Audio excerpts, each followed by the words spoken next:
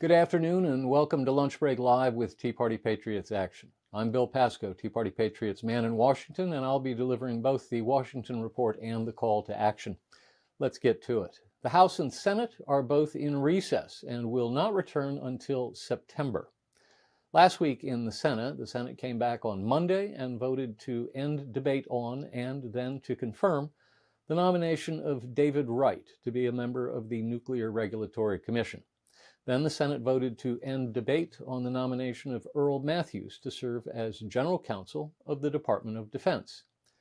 Over the course of the next 5 days, the Senate spent the vast majority of its time processing nominations. There were breaks for 2 legislative matters, twin resolutions to block arms sales to Israel, both of which were defeated, and a 3-bill minibus of appropriations bills.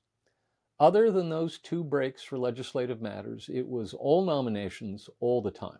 So I'm going to save us a lot of time on the details of the procedures and just tell you who got confirmed and for what. David Wright to be a member of the Nuclear Regulatory Commission. Earl Matthews to serve as General Counsel of the Department of Defense. William Kimmett to serve as Undersecretary of Commerce for International Trade. Susan Monarez to serve as Director of the Centers for Disease Control and Prevention. Samuel Brown to serve as Undersecretary of Veterans Affairs for Memorial Affairs. Émile Beauvais to serve as a Circuit Judge for the Third Circuit Court of Appeals. Thomas Geiser to serve as an Assistant Attorney General. Joseph Kent to serve as Director of the Counterterrorism Center in the Office of the Director of National Intelligence. Tyler Clarkson to serve as General Counsel of the Department of Agriculture. Then the Senate took up 2 resolutions disapproving arms sales to the State of Israel. The first was rejected by a vote of 27 to 70. And the second was rejected by a vote of 24 to 73. There was no doubt that the resolutions were going to be defeated, but what's important here is that on the first of these resolutions, for the first time, a majority of Senate Democrats voted to cut off arms sales to Israel. That's a huge change from even a decade ago. Then the Senate went back to nominations and voted eventually to confirm Gadiase Saralta to serve as Director of the United States Marshals Service, Matthew Kozma to serve as Undersecretary of Intelligence and Analysis at the Department of Homeland Security, Cheryl Mason to serve as Inspector General at the Department of Veterans Affairs, Andrea Lucas to serve as a member of the Equal Employment Opportunity Commission, Casey Mulligan to serve as Chief Counsel for Advocacy at the Small Business Administration, Brian Nesvik to serve as Director of the United States Fish and Wildlife Service. Then the Senate took up H.R. 3944, the Military Construction Veterans Affairs Appropriations Bill. After considering a series of amendments, each of which was defeated, the Senate agreed to a substitute amendment from Maine Republican Senator Susan Collins, chairwoman of the Senate Appropriations Committee, which brought in another appropriations bill, the Agriculture Appropriations Bill. The amended bill passed by a vote of 87 to 9. Then the amended appropriations bill was amended again by a vote of 81 to 15. The Senate agreed to add to it a third appropriations bill, the Legislative Branch Appropriations Bill.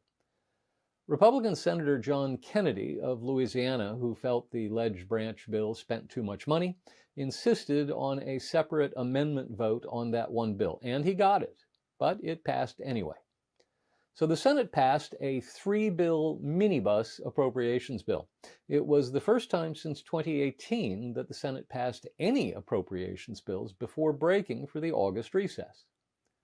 Then the Senate went back to nominations and voted to confirm the nominations of Luigi Rinaldi to serve as U.S. Ambassador to the Republic of Uruguay, David Wohl to serve as General Counsel of the Department of Housing and Urban Development, Nicholas Kent to serve as Undersecretary of Education, Andrew Puzder to serve as United States Ambassador to the European Union, Brian Birch to serve as United States Ambassador to the Holy See, Jason Redding Quinones to serve as U.S. Attorney for the Southern District of Florida. Janine Pirro to serve as U.S. Attorney for the District of Columbia. Luke Lindberg to serve as Undersecretary of Agriculture for Trade and Foreign Agricultural Affairs. Catherine Hansen to serve as Chief Financial Officer of the Environmental Protection Agency.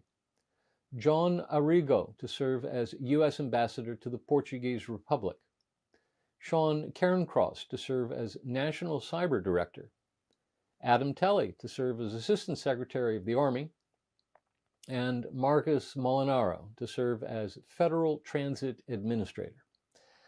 And then, having confirmed 28 of the 131 nominees who had been waiting at the desk at the start of the week, of which 55 came out of committee on a bipartisan basis, they were done.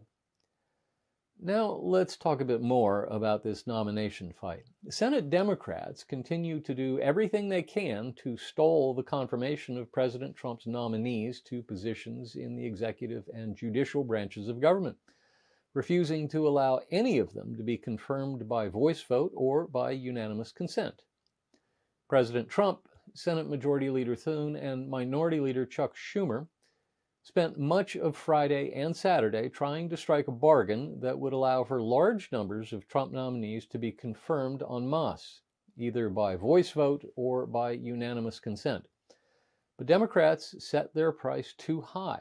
They insisted that in exchange for shortening the time frame for confirmations, the Trump administration would have to agree to spend NIH and foreign aid money it had been holding back.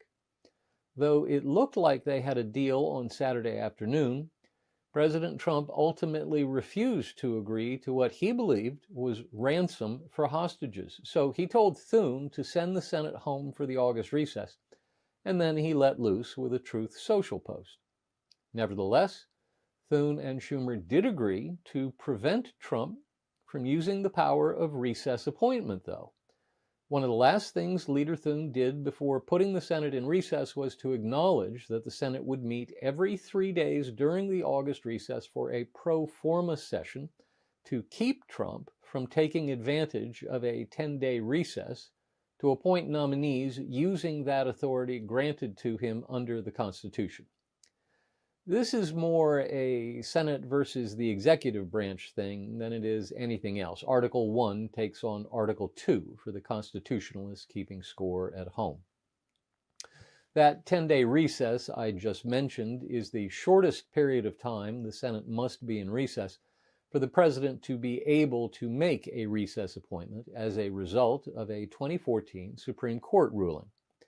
That's why Barack Obama was able to make 32 recess appointments during his 2 terms, while neither Donald Trump nor Joe Biden made any.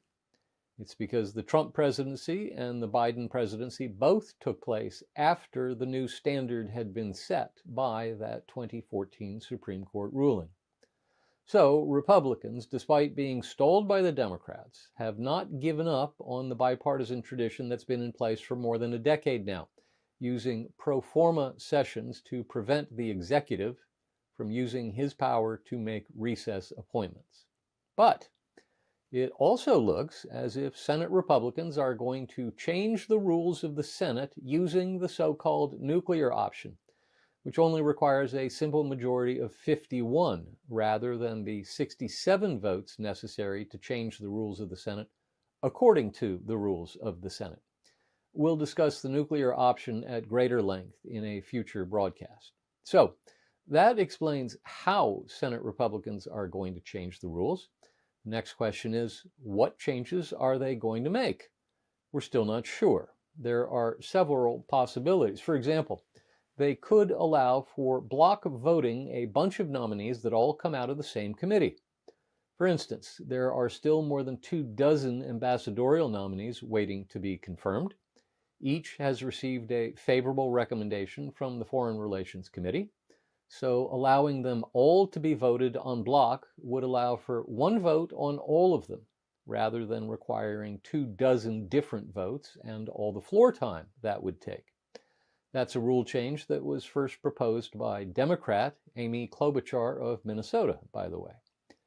We'll discuss possible rules changes at greater length as the end of the recess nears. More on the Russia collusion hoax years later.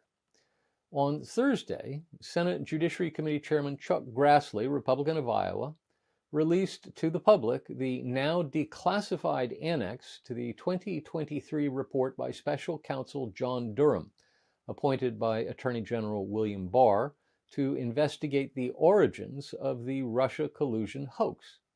The documents reveal all sorts of interesting things, including the fact that there was, in fact, a tie-in between George Soros and the campaign to smear Donald Trump for colluding with Russian dictator Vladimir Putin to rig the 2016 election. Further, the documents reveal that the FBI, under then-Director James Comey, failed to investigate intelligence that the Clinton for President campaign may have created the entire Russia collusion hoax out of whole cloth. Meanwhile, the FBI was using the Steele dossier to wrongly obtain FISA warrants against a Trump campaign volunteer, which allowed the FBI to surreptitiously surveil him and some of the people he was in contact with. Byron York of the Washington Examiner has an excellent write-up that puts the new documents in the larger context. His advice? Don't be distracted. Just focus on what Hillary Clinton did. You can find that in this week's suggested reading. Now, to Jack Smith under the gun. On Saturday, Politico reported that the Office of Special Counsel is investigating Jack Smith, appointed special counsel by former Attorney General Merrick Garland to investigate Donald Trump for the way he handled classified documents at Mar-a-Lago and for his role in the January 6th riot at the Capitol, for potential violation of the Hatch Act, which prohibits federal employees from using their positions to engage in political activities. The investigation was launched after the Trump administration received Senate Intelligence Committee Chairman Tom Cotton requested that the OSC investigate Smith for what Cotton called unprecedented interference in the 2024 election, claiming that Smith's, quote, legal actions were nothing more than a tool for the Biden and Harris campaigns, end quote. Because Smith is no longer working as a federal employee, he resigned after the election before President Trump was inaugurated for his second term. It's not clear what actions the Office of Special Counsel could take against him if it determines he did, in fact, violate the Hatch Act. Now let's talk about mid-decade redistricting.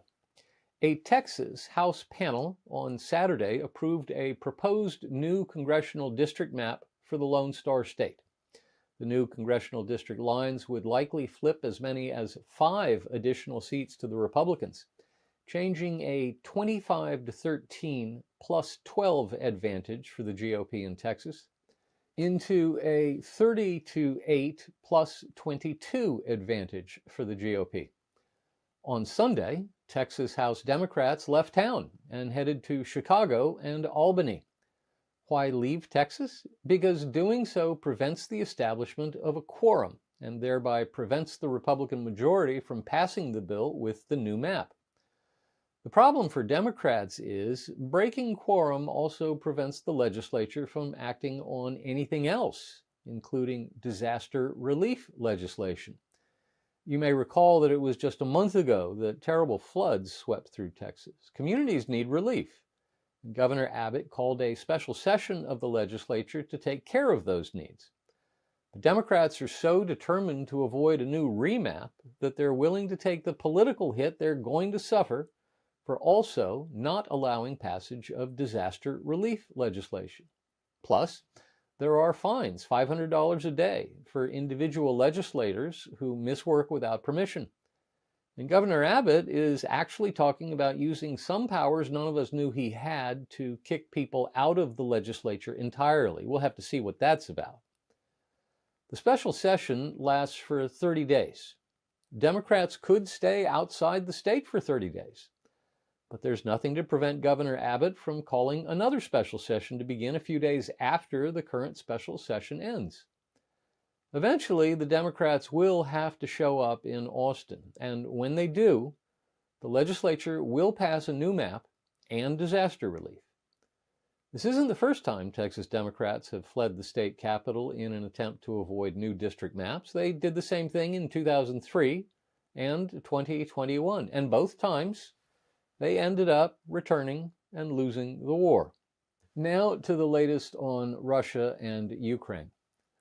On Monday, President Trump shortened the 50 days he had given Russian dictator Vladimir Putin to agree to a ceasefire to 10 to 12 days, saying he was, quote, disappointed with Putin's intransigence. Quote, we're going to have to look, and I'm going to reduce that 50 days that I gave him to a lesser number, because I think I already know the answer, he said during a question and answer session with reporters while at his golf resort in Scotland. Later in the day, at a separate meeting, he said he would impose sanctions within 10 or 12 days, saying, quote, we just don't see any progress being made. The interesting thing here is that President Trump is now talking about secondary sanctions, in which sanctions are imposed not on Russia directly, but on nations that trade with Russia, principally China and India, which both buy oil from Russia at low prices, providing the fuel for the Russian war machine. Now to the Jenny Beth Show.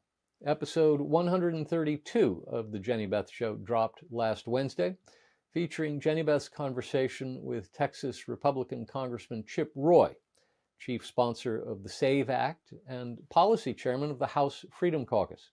The two discussed the SAVE Act, a bill that would mandate that states obtain documentary proof of citizenship before registering someone to vote.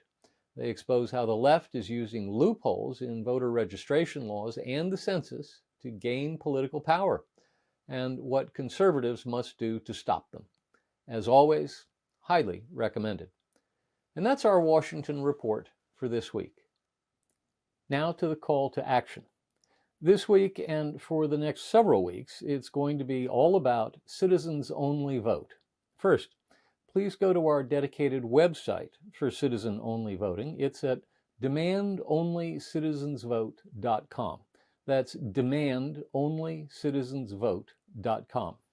There you'll find all kinds of information about Only Citizens Vote, 2 of our polls, background information, a petition you all should sign, and a schedule of our 19-stop 3-week bus tour that goes from coast to coast. We really need your help preparing for this Only Citizens Vote bus tour.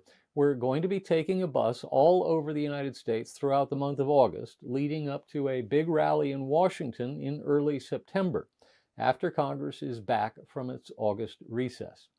Please sign up to let us know you want to help us make the SAVE Act a reality. Well, that's our broadcast for this week. Thanks for tuning in. Please take a moment to share this broadcast with your Facebook friends and post it to your other social media accounts. We'll see you next week, same time, same place. Until then, be well and be active.